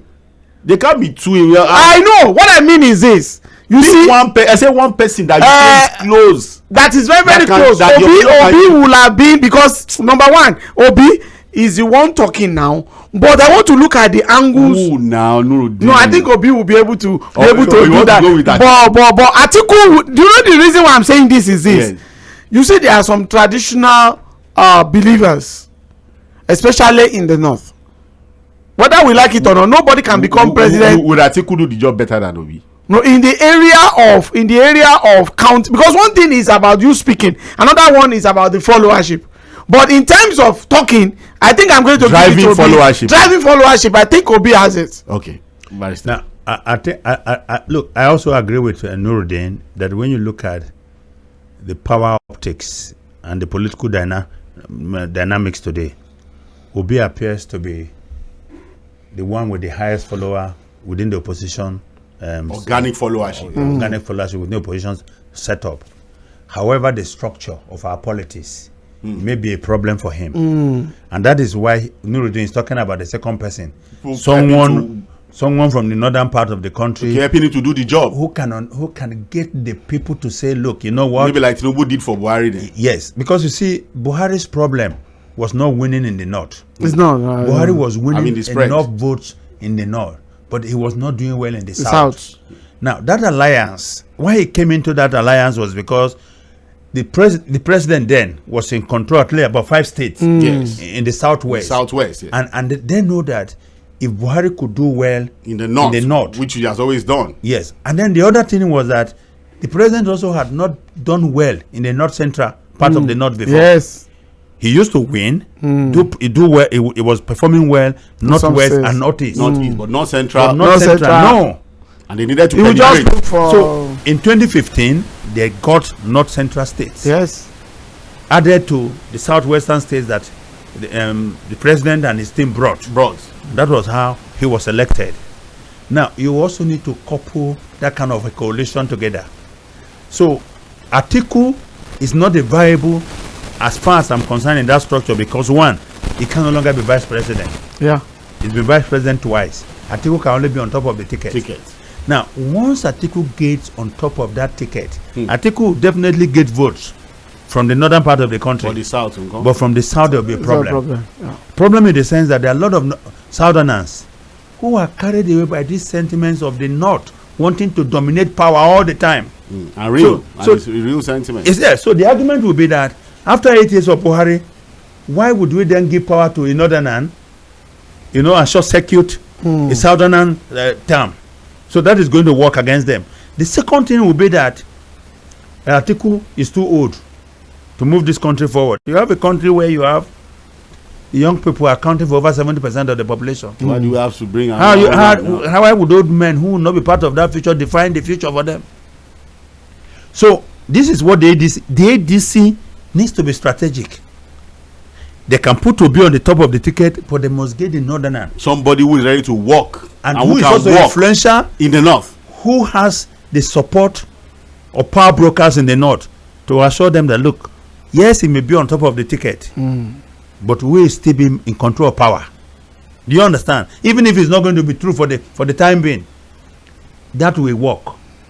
But it's a long road to that ticket, especially with the ruling party determined to ensure that no opposition presents a viable candidate. That's what we are saying. Today you talk about how many governors in the APC? I think about 32. The funny thing is that the governor of Zamfara, I think, will welcome you to the party. Even Bauchi is on his way soon. Bauchi is on his way. So now, part of what they are doing is that in many of the states today, the ADC can't even open offices and organize. Well, they are we've gotten reports of the ADC being attacked, opposition being attacked. Their offices being burnt down. We saw what happened. See, there was one particular pictures sent to me in Alimosho. They wanted to have a meeting, and that is the thing. Well, okay, we'll open the phone lines because we've eaten. And they beat them like about 10 minutes into the time we give to our callers. And Arsenal lost. Arsenal lost again. So the dream of quadruple is gone. We are still on course. We are still on course of the triple. Better go and pray. No, but the league. We are even if you maybe only the league, they are good. They are going to win the. We are good. So from quadruple, it's only league. No, they are going to win the league. Is almost there. They are going to win the league. They are going to win the FA. No, we don't know the Champions League. Champions League, I don't know. No, forget about Champions League. Madrid is in that one. Don't bother. Okay. 09136 0000410 09136 0000410. Hello, good evening. Hello. Okay, please do well to call back. Hello, good evening. Please turn down the volume of your radio set. Hello, good evening, sir. You still need to turn down the radio set or move away from it completely. Hello, good evening, Sir. Yes. Good evening. Good evening. Talking of ADC and the position, they don't know where they are going. I mean that is talking. Where is the person that people that can rally as a projector to prepare ADC to ASO? Yeah, you were saying that Tinubu can be defeated. People in River State, as it stands today, can actually win his local government for ADC. There are just a bunch of people coming together. Well, it was governor just twice. To grab the power, and they don't know what to do with the power. They are not viable. And the issue of ADC and the litigation will come. They are just saying that it's the problem of APC. Now, the point man for ADC before this merger, Mr. Fahad, he agreed with me that is the House of Rep member from Kogi State. But he's not. When you say point man, what do you mean by point man? Rafun Wosu has always been the owner. Wait now. The face of ADC. Wait now. You can say when you say wait now. Wait now. Can you listen? That man you are talking about in Kogi. It's obvious you can't hear me. Okay. Let me explain to him. The man in Kogi, Begide when we talk about the leadership of the was given the ticket to run. Nobody gave him the ticket. People who registered the party, who has always nurtured the party, has always been Rafun Wosu. There's no question about that. This is his own personal party. It's not like his personal thing. It's just what it is. Hello, good evening. Hello, my people. Good evening. Please don't accuse me of no embassy. How my embassy is this ambassador Musa here? You know, get reach embassy. Now Mushi be embassy as well. No comment now. It's not my comment. Look, let me tell you one thing. Look, I want you all to believe one thing that President Goodluck is not a politician. And look, he's not a go and look his background. And he failed to compromise to bring like President Olusegun Obasanjo, who know the do or die affairs, back to his team. You know, in 2019, when Buhari they disappoint Bola Ahmed Tinubu, and then later they bring him back.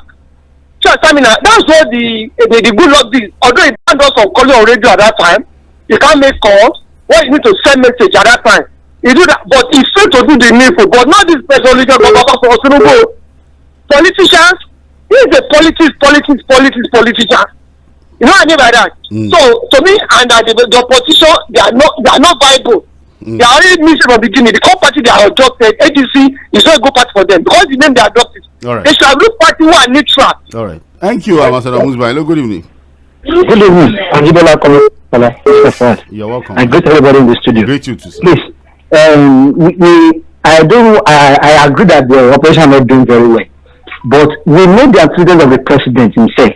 When he has spread on to the whole state of Lagos State, so almost from 1999 to now, and he made sure that the whole operation in Lagos State is being crippled, if not even buried. And that is what I said this thing in 2023 when he won. I said this is the face of Nigeria. People said that there is a lie. Nigeria is too big for him to do that. Now it's happening. That's what I'm making another suggestion that it's possible he will be the first phobia of Nigeria. That's another one on that. See, then you might not even take it. Let me continue it now. Let me just continue. Let me just continue on this. Now, coming back to my second opinion, I don't like this idea of the North must do. Even if it's a Ghanaian that will make this nation better, we should move from the sentiment of the North, the South, the something, the Muslim, the Christian. If we want the nation to move forward, look at the credibility, look at the possibility of having somebody that can move this nation forward. They have the right mindset, not the mindset of okay, he must be from the North, he must be from the South, he must have the backing of the North. What if the person that's having the backing of the North is not good? If we consider this political reality, we will be in the same quagmire that we will find ourselves. All right, go and amend the constitution. Hello, good evening. Hello, good evening, sir. Yes, good evening. My name is Lawata. I'm calling from You're welcome, Mr. Lawata. Thank you. I just want to thank you for that part. Wednesday on Fire for Fire. I really enjoyed the educative program. God bless you. Thank you. Okay. It just came. Hello, good evening. Hello, good evening, the three wise men in the studio. My name is Peter Usifo. I'm calling from Abaronja in a cotton. You are welcome. Yeah, concerning opposition, we have opposition parties. It is not only AGC that we have. We have to worry AAC and other people. Even SGP, their former presidential candidate is still there. So we have opposition. The only thing is that they are not viable. It's only so I can say that it's very viable. You know they are not viable. No, and what is the cause? Who do you blame? You don't blame the APC or even Bola Ahmed Tinubu. As you have actually analyzed, can you compare or juxtapose 2014 to 2015 when Lai Mohammed, Buhari and co were there to what is keep happening now? We are already steady. But let me make one point. The point is that AGC members are playing hide and seek game to themselves. We knew, or some people have said that when Buhari be the presidential candidate, Atiku be the presidential candidate, why the vice should be Peter Atiku. But people are saying no, it's very the opinion. Hello, good evening. Call back. Hello, good evening. Good evening. This is Madam Salah speaking. Yeah, Madam, I call to see for call. Good evening. Nanio, how am I doing? We're fine. See, on that forward, I want to talk on security. You see, character is just like pregnancy. No matter how you hide it, you go come out. You go show. Must come out. So that is this president. Right from the beginning, I told you one of your program that this president never be a friend of the northern part of Nigeria. And he has demonstrated that in action, in doing. On that forward. So, you know what I'm saying? There is no sentiment about it. It's a fact. Please permit me to make my point clear. I'm with you. This president was the president. This is the same minister of defense was in service as a general in the Nigerian army. One of the bandits ordered the bombing of Muslims in the northern part of Nigeria. in Southern Kaduna, where this Minister of Defense came from. About 125. In your own program, I heard it from you. Once someone called that he lost about 30 members of his family in that journey. As I'm talking to you today, nobody was held responsible. And this Minister of Defense will never tell me that he don't know. As the head of military, this president has never moved to the moment and condemned with the people up to this moment. It's very clear. Last year, the flood at Omokri, over 200 people were killed. Thousands were misplaced. This president was busy receiving people here in Lagos for Salah Homes or whatever. And this is the same. So if I had people saying that the president traveled outside by the government, I laugh. That was the one that happened. But it was the history is very, very clear. During the time of convention, when he was contesting as a candidate, not even as a president, when the criminals bombed Catholic Church, he flew down to Kondo and converted immediately. He abandoned the venue and went there. Even he donated about 70 million for them to the church and the family. You understand? So if someone says that he traveled when that donate, he don't care. He only sent his messenger, that is the vice president, and go there. But you know what? That is political consequences. The consequences that he's losing that means support from people. Yes, sir. And I've told you, during when is the one of middle politics, when they're screening this Minister of Defense, this minister, I told you people are saying that screening that really he don't. I told you clearly that this guy has nothing to offer. This is a man that cannot defend military when he was in service. How can he defend this country? Thank you. So if you look at the this thing, for opposition party, they are very sorry, they don't have any candidate to present 2027. They lost the election, they don't. All right. Thank you, Madam Salah. Hello, good evening. Very good evening to all the watchmen in the studio. Yeah, good evening, Prince Wise. Thank you very much. Number one, you see, we have the opposition. But this opposition we have as of now, they are not a stable opposition. Where Ashwaji was one man standing, he stayed in the party, building with other party, he lives in February, he had patience to allow Buhari to go. If not, government at Tinubu, I think we will have defeated Buhari 24 married with his dollar. But we have actually with him. He can't pay because he is his own tongue. And this man, he knows how to manage men. He manages everybody. You become your enemy today to him. He will make you to be his friend tomorrow. And I want to go and find with him. 32 government. It is 31 plus another state government make it 32. Will you tell me, if somebody tell me that this government will never make 100% for the president in those states? So if they don't take it here tomorrow, all Nigeria politicians, they are professional leader. Because anyone that you know today, will be claiming I'm a winner. Go to them. Hello, good evening. Good evening, sir. Yes, good evening. Thank you very much. This is Bamidele from Mushin. You're welcome, sir. The only best bet for this opposition party to forward that he could, and he should be the vice president. If both of them come together, they will force this man. Who should be the presidential candidate? Who should be the vice president? Atiku should be president. One will be a vice president. Okay. We are yes. This is the truth. Thank you. All right. Thank you. Well, let's. Maybe the ADC will take. Hello, good evening. Hello, good evening. This is Olayola from Nigeria. You're welcome. Tell your second colleague, Mr. Nurudin, say Arsenal cannot win cup. Okay. If Arsenal cannot, the reason why opposition cannot win the election in 2027, the day Arsenal win cup, it's not opposition. It's the reason why you gamble with your money. So I want to talk about the factor. I'm just talking about himself, how you lead the election. In 2015, Amechi did not even vote in the River State. That is the fact. But the factor that he bring Buhari coming, he only analyze the base of where his name come outside. But the factor that he linked that time, if you look at the National Assembly that time, the Senate president from the North, the speaker from the north. And they have a structure on ground. And only 5 governors of PDP that are decamping that time. Those governors decamping to the ADC now.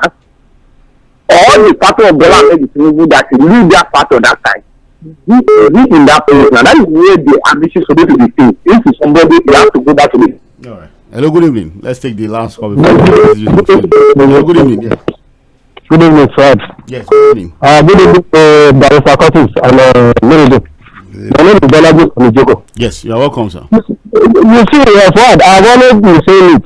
The most difficult thing to do in life is for you to compete or contest in a contest that has no rules or that the rules are not being followed.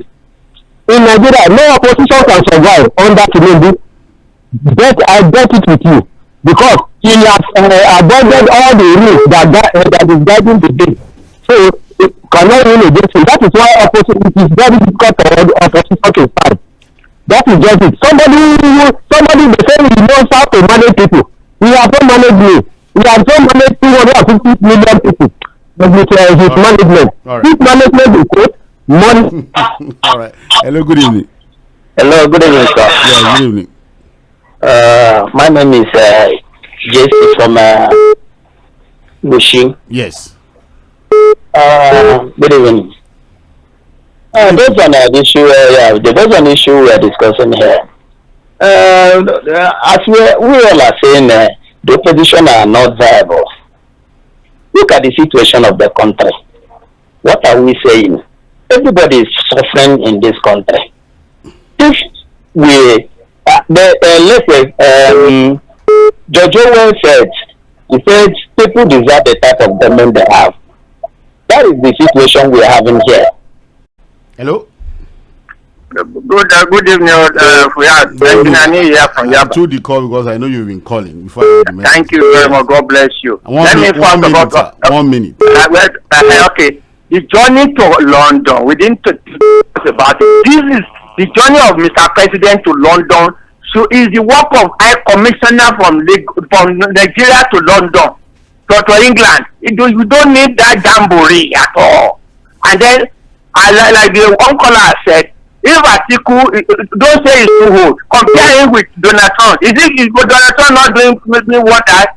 Now Atiku can front for ADC and Obi being the vice, and then we move on. There is no any written constitution that says it must come from here, from there. Let's have somebody. We have to rewrite the narrative of Nigeria from where Bola Tinubu put it right now. Thank you, sir. All right, so someone is asking a question, Vice Curtis, that look, is there any law that says Atiku cannot be vice president again? Yes. He served twice as vice president, so he can't be vice president again. Twice for as that vice president. Okay, so that, I think that answers your question on that one. So we have Uma Olebara, Dr. Mrs. Uma Olebara from Owerri. I'll just take a part of your message. Terrorism is a serious issue. Any serious country cannot afford to joke with, but here we are pampering, shielding, rehabilitating and integrating them into the force and expecting security to abate. Insecurity is man's worst enemy. Nothing has diminished lives and living like where we have found ourselves now. The killings in Nigeria have become ghastly. Sad that lives are no longer sacred and precious and blood not costly again. Government has failed woefully in its basic responsibility of protecting lives and properties. All we keep hearing is that ransom has been paid for release of kidnapped victims. Shall we continue this way? Do we keep quiet with Gumi's allegations? Who will go for us and not for himself? As we have all failed, let God intervene. Okay, we have Barnabas Ugbogu saying the opposition parties are right that the president has a hand in all the matters and instability of the opposition. As it stands, it's unfortunate they never allow opposition found their feet less than 1 year to election. Sunday Noah is saying, good evening, friends. Insecurity in Nigeria is not given the needed priority because of high tension, political intrigues, and lack of empathy. The leaders in the corridors of power are not disturbed and perturbed with the unfortunate experience in the country. John Bernardo is saying the same Tinubu who told Jonathan should resign because he has failed to fight insecurity is the same president now telling us security is not one-man business. Hope our people from center of universe can now see that they were deceived. President Tinubu was never prepared for this job. Olukunle Alabetutu. Okay, sorry, Olukunle Alabetutu is saying leadership position in Nigeria is a business and it's for the highest bidder. After you get to position, it is not to serve but to recoup your investment. Every other issue is secondary. Okay. Onoto Temitope Michael is saying on the country's insecurity, based on the ugly incident that happened in Borno and Katsina State following the suicide bombing and attack during Ramadan period, permit me to ask just one vital question. Why is it that most states that have recorded the highest number of terrorist attacks are the states that are using Sharia law, and the law seems not to be applicable to these terrorists and bandits, as we have seen? Okay. It's a very long message. I can't take everything because of time. We have Abdul Malik Olakunle Aziz saying no terror group operates in the air. They are physical. What's the effort of the kings, obis, and emirs heading those villages that do they have weapons and that rather above them? What are the governors secretly doing? We've seen rulers. Some of them have been kidnapped.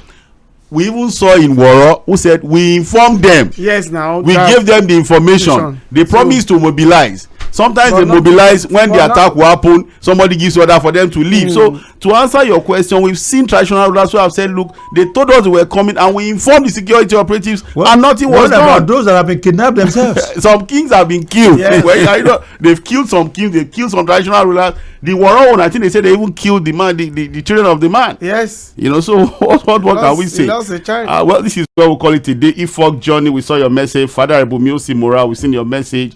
Francis Ekpenyong, I think we've answered your message. James Nwanji Ogbona, thank you for the message. Bamidele Adejare, thank you for the message.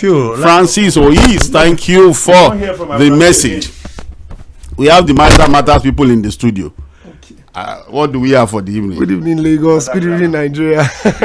We are discussing is young men's discouragement towards marital commitment and the marriage institution these days. Young men who don't want to marry. Yes. And why are they discouraged? Yes, it looks like there is a downturn.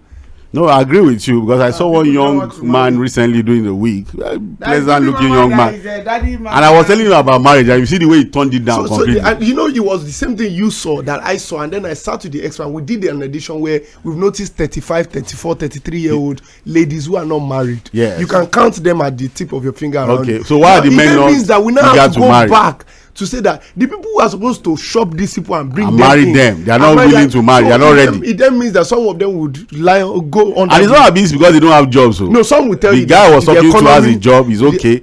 But I told you about marriage and the way he just dismissed it. Mr. Fuad, some of these guys come into consistency. No, I will allow you and your people to discuss it. Don't let us discuss it. Consistency of finance late. Have you heard that statistics, the data shows that 7 out of 10 marriages will crumble within the first 5 years. Of course. Okay. Well, it's finances. I'll call it a day on the Vice. Let's allow the marital matters. I want to give you the statistics. Okay. Today, marriages crash faster than aircraft. Of course. Why? Unfortunate. Very unfortunate. Okay, we'll call it a day. Political roundtable. Let's allow the marital matters expert deal with that. Okay.